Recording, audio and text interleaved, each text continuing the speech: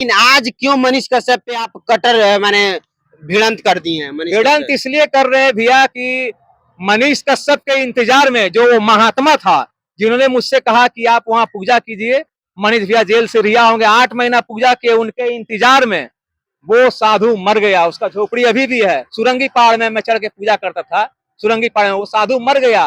और एक बुजुर्ग जो हमको वादा किया कि दीपक जी मनीष भैया को इस बार मिलवाइए, वो भी मर गया। दीपक रिक्शा वाला एक दिन कहता था कि हमको भगवान है मनीष कश्यप, बोले हैं कि मनीष भैया की वजह से मेरी बहन का शादी हो गया।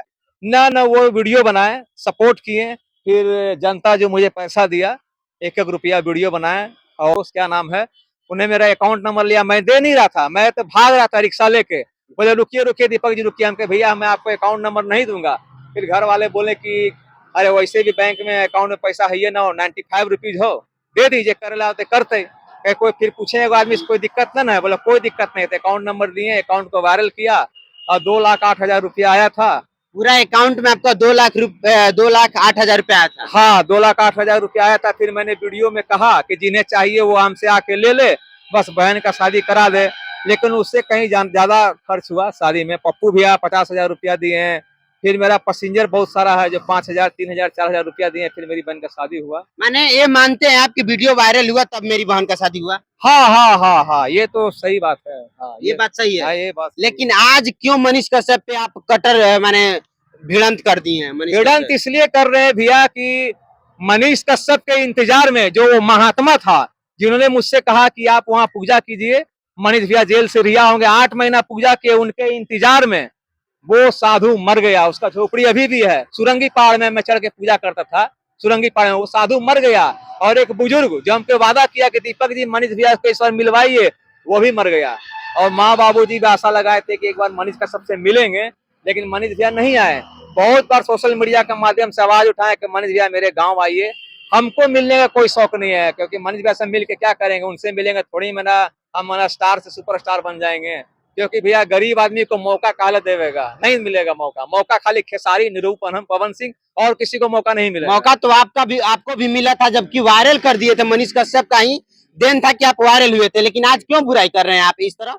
नहीं, हम बुराई नहीं कर रहे हैं। क्या कर रहे हैं? बोल रहे हैं सीधा कि मनीष कश्यप हम मेरे गाँव नहीं, क्यों जाएंगे आपके गाँव? मेरे गांव हम नहीं बुला रहे हैं ना, मेरे गांव के जो मुखिया जी जो लोग हैं वो अपने से कॉल किए हैं आपके? मनीष भैया का नंबर से कॉल के उठा लेगा। मनीष भैया का नंबर तो कोई जानता ही नहीं है भैया।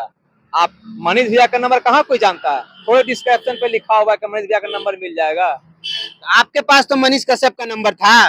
मेरे पास नंबर है, 2 नंबर है। एक नंबर जो पहले वाला था जेल जाने से पहले, और जेल जाने के बाद जो अब है वो किसी से लिए हैं, सन ऑफ किसान क्या नाम है दिए हैं नंबर।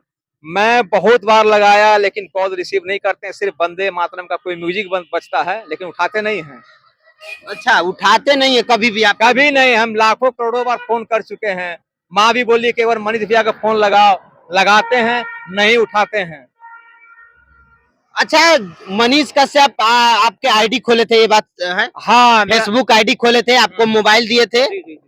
तो आज वो आईडी क्या हुआ और मोबाइल क्या हुआ? मोबाइल भी मेरे जेब में है, और उनका बनाया हुआ यूट्यूब चैनल भी मेरे पास चलाता हूँ मैं। पैसा वैसा आता है कि नहीं आता है? ना, अभी पैसा वैसा नहीं आता है, क्योंकि हमको उतना जानकारी नहीं है मोबाइल चलाने का। यूट्यूब में है 4,000 सब्सक्राइबर है, फेसबुक में 5,000 फॉलोवर है जी। अच्छा, तो अब क्यों इतना आप थोड़ा साइड दिखते हैं? चाहे अभी हमसे बात भी कर रहे थे तो थोड़ा साइड होकर कर रहे थे। आखिर क्या है परेशानी दीपक रिक्शा वाले? परेशानी यही है कि मेरा जिंदगी का एक ही लक्ष्य है, गरीबों का सेवा करना, लोगों का हेल्प करना। मेरा ये बचपन का शौक है, क्योंकि मैं आवारा कुत्तों को, जब मैं रिक्शा चलाता था, 500 कमाता था तो 300 रुपया मैं रिक्शा आवारा कुत्तों को खिलाता था। क्योंकि मेरे अंदर दिल है, दया है, और मैं चाहता हूं कि अगर मैं कमाता, लोग अपने लिए कमाते हैं, लेकिन मैं चाहता हूं कि अगर मैं कमाता तो गरीबों का सेवा करता। 100% डोनेशन दूंगा। ये मेरा विश्वकर्मा है, और मैं इसका कमाई खाया हूँ। मेरे रगों में जो खून दौड़ रहा है, इसका कमाई का दौड़ रहा है। इसके कमाई से भाई को मैं पढ़ाया हूँ, माँ बाप की सेवा कर रहा हूँ, और इसकी सौगंध खा के कह रहा हूँ, मिशन तक। हर लोगों का एक मिशन होता है, मेरा मिशन भी यही है कि मैं लोगों का सेवा करूं, और मेरा जितना भी अर्निंग होगा मैं 100% दान दे दूंगा। लेकिन लोग मुझे सपोर्ट करें, आगे बढ़ाए। मुझे वो मौका मिलना चाहिए, मुझे मौका क्यों नहीं मिला? आखिर क्या गलती है कि मौका नहीं मिला, ये बताइए। मेरा कोई गलती नहीं है, बस मनीष कश्यप के जितने मनीष भैया मेरा इंटरव्यू लिए, मैं शुरू से कहानी बताता हूँ। कोरोना काल चल रहा था, एक छोटा सा यूट्यूबर मेरा वीडियो बनाता है, उसके बाद नेशनल न्यूज वाला पहुंचता है, न्यूज 18 बिहार बिहार झारखंड आज तक, फिर नेशनल न्यूज वाला में मेरा वीडियो चला, उसके बाद फिर एबीपी लाइव, भारत एक नई सोच, DTW 24 न्यूज, उसके बाद फिर मनीष कश्यप साहब का फोन आता है कि माने आपके पास तमाम न्यूज वाले आते हैं, आपका इंटरव्यू करते हैं, उसके बाद जाते हैं, लेकिन कोई आपको प्रॉफिट नहीं देता है ना, फिर मनीष कश्यप साहब आते हैं, मोबाइल देते हैं, और जैसी मनीष कश्यप, अब मनीष कश्यप साहब ने हमसे बोला भी था कि दीपक जी अब मैं आपका इंटरव्यू ले लिया, अब आपके मुंह में सैकड़ों माइक फूसे जाएंगे, आपके पक्ष में भी व्यूज चलेगा, विपक्ष में भी चलेगा, अब आप तैयार रहिएगा। हम के भैया हम तो कभी झेल नहीं पाए हैं, और हम भी नहीं झेल पाए, बीमार हो गए वही किराया के मकान में, जो मेरा नहीं था, जिसको मेरा बताया गया, और मैं बहुत लोगों को इंटरव्यू नहीं दे पाया, तो फिर मेरा छवि को धूमिल करने की कोशिश किया गया, बस यही सब। अच्छा, कैसा कैसा आपके छबिल को धूमिल करने के लिए कैसा कैसा इंटरव्यू में बोला गया, बातें बताइए। पहला बात तो बोला गया कि दीपक रिक्शा वाला शौक से रिक्शा चलाता है। अच्छा, तो फिर किसी और मीडिया पत्रकार से पूछा हर रिक्शा वाला से कितना दिन से चला रहा है, तो लोग सच्चाई बताएं कि 20 साल से चला रहा है। अच्छा, तो यही सब बात है। जब मैं रिक्शा 20 साल से चला रहा हूँ, फिर बोला कि फ्रॉड है, मैं किस एंगल से फ्रॉड हूँ भैया, मैं तो अच्छा, ये भी बात बोला गया था कि आपकी बहन डॉक्टर की क्या पता नहीं कुछ काम करती है, 20,000 नौकरी वाला, वो बात क्या है? ना, जिस तरह से आप लोग है ना, ये एडिटिंग, तो मेरी बहन को 10,000 रुपया सैलरी मिलता था, तो उस सैलरी से हम लोग जहाँ मकान में रहते थे किराया, 10,000 रुपया में किराया देते थे, और मैं जो कमाता था उससे घर चलता था, और मेरी बहन जो कमाती थी उससे हम लोग भाई को पढ़ाते थे जामिया मिलिया इस्लामिया दिल्ली में, बस। अच्छा, वो भाई अब कहाँ पे है? भाई अभी फिलहाल बेरोजगार है, MSc पास करके बैठा हुआ है, बेरोजगार है अभी। वायरल होने के बाद क्या ऑफर आया है, शादी वादी हो गया है कि नहीं?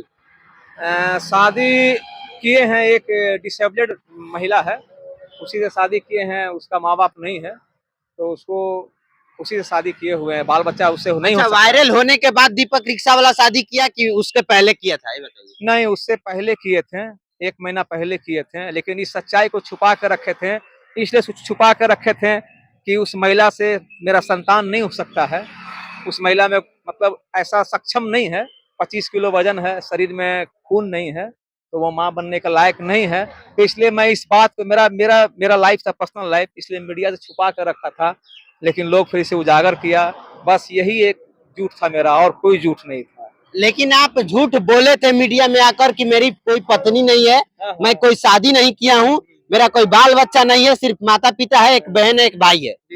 बाल बच्चा तो अभी भी नहीं है।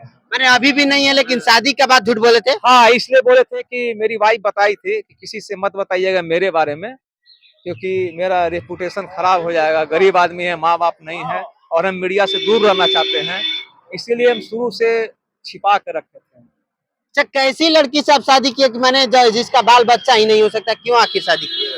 अब क्या करें भैया, अब उसका माता पिता था नहीं, दया आ गया, उसका बहुत जगह रिश्ता टूट जाता था, सेम कास्ट थी, तो फिर मेरे अंदर दया आ गया, बोला चलो भाई, वैसे भी रिक्शा वाला शादी करेगा कौन, एज जा रहा है, चलो इसे सहारा देते हैं। हालांकि फिजिकल रिलेशन अभी भी मेरा साथ उसके साथ है नहीं, लेकिन सहारा दिए हुए हैं। अच्छा, दीपक रिक्शा वाला क्या चाहता है, किससे मदद मिलेगा तो दीपक रिक्शा वाला आगे बढ़ सकता है? मुझे एक बार भोजपुरी फिल्म में मौका चाहिए। कौन दे सकता है आपको मौका? मुझे तो ऐसा नहीं लगता है कि कोई मौका दे सकता है, लेकिन मेरे गांव वाले निरहुआ का फैन है, हाँ निरहुआ का फैन है, क्योंकि संजोग की बात है कि मैं जब रिक्शा चलाया करता था, उस समय मैं स्मार्ट था, बॉडी सॉडी था, तो जो भी लोग मुझे देखता था निरहुआ रिक्शा वाला करके संबोधित करता था। एक दिन मेरे बाबूजी ने कहा कि ऐसा करो कि एक बार मुझको निरहुआ से मिलाओ। हम बोले यार हम कहाँ से मिला पाएंगे, निरहुआ कोई आम आदमी थोड़ी है। तो मेरा सपना था कि एक बार मैं निरहुआ रिक्शा वाला को अपने बाबूजी से मिलवाऊं, लेकिन मुझे नहीं लगता मैं कभी भविष्य में मिलवा पाऊंगा, क्योंकि सब तो स्टार है। लेकिन मेरा यही एक ख्वाहिश है कि मुझे एक बार भोजपुरी में मौका मिले, और मेरा जो भी अर्न होगा मैं डोनेशन दे दूंगा, दान दे दूंगा, लेकिन मौका मुझे अच्छी तरह से मालूम है कि मुझे मौका नहीं दिया जाएगा, क्योंकि मेरा ये यहाँ से आवाज आ रहा है, जो अंदर गॉड है, गॉड से आवाज आ रहा है, ऐसा मुझे लगता है।